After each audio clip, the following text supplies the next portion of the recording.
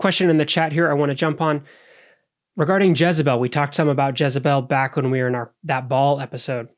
Aside from the biblical text, is there any evidence for the existence of Jezebel? Jezebel, one of these characters that has a large life in modern literature and movies, one of those well-known names, but also one of those names we know we have evidence for some of the kings of Israel and of Judah in some of these monumental inscriptions, references to the house of David or references to Yehu and the house of Omri. But as far as evidence goes for Jezebel, I think there is one unprovenanced seal that is argued to have reference for Jezebel, but should we also expect there to be? Would you expect there to be archaeological evidence or external references to Jezebel, Bob? There is a seal, and I just looked it up here real quick. From the 9th century, discovered in 64, with what they think are the letters of the name Jezebel on it, which would probably read something like belonging to Jezebel, although it's not a consensus. The scholars aren't in agreement. And it may have been on provenance. We don't know. I'm trying to look here to see if it was actually from a closed dig. The thing with Jezebel is you're dealing with a northern set of kingdom where we actually do have evidence for this line of kings, right? Yeah. Ahab and Omri. Mm-hmm. We actually have the black obelisk of Shalmaneser III, where you've got the Israelite king bowing. Now it's not a flattering piece of evidence, right? You've got the Israelite king. Yeah, bowing. But we have these references. But to kings, to kings. We do have these. And we know that they did business with Phoenicia and they took wives from that. That's a very natural thing. Because, according to the biblical text, at least, Solomon was doing business. He was, again, mm-hmm. I like to remind people, the temple in Jerusalem was built by builders and with wood from what is now Lebanon, from Phoenicia, from Tyre and Sidon. And so, there was this relationship with Phoenicia that was then later on criticized.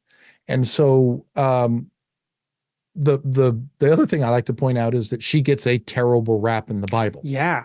I mean, she's such a big character. She becomes to get such a large reputation in the Bible that it's one of these names that we're so familiar with that it might be one of those, if she's really this big, if she's causing this large of a scene. And that doesn't, just because she doesn't have an external reference that we know, right? Similarly, doesn't mean that she wasn't a real character. She could have been the real fall person that this southern audience, because this is one of those questions of what happens after the fall of the northern kingdom. Do the scribes come down? Are they bringing their traditions or are they not?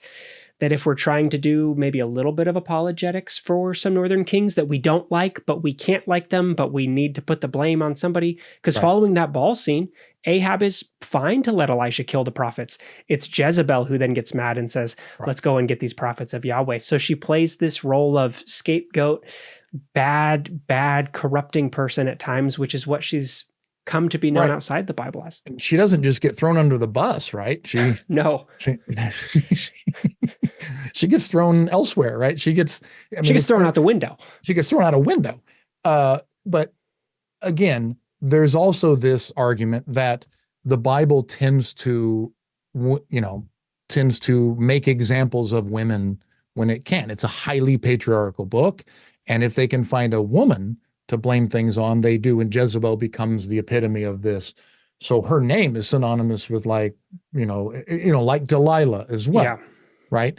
So you hear these, which is why I like the fact that especially in the genealogy of Jesus, there are these other women who basically didn't necessarily have the most noble of histories or lineages that get brought into the story of Jesus, right? So when we talk about Rahab and we talk about Tamar and these women who they want to make sure to include in the genealogy of Jesus, as they're not the most noble women. They have these histories, they have these stories, but they wanted to make sure to include those. I like that because it's basically a way of saying, we know what you've said about women in the past, but we want to include that we want to show you where, it's not all the noble lineage. It's also, there's some women. But even if you've got a history, even if you've had there's some things that went on in your life, you can still be a part of this great mission.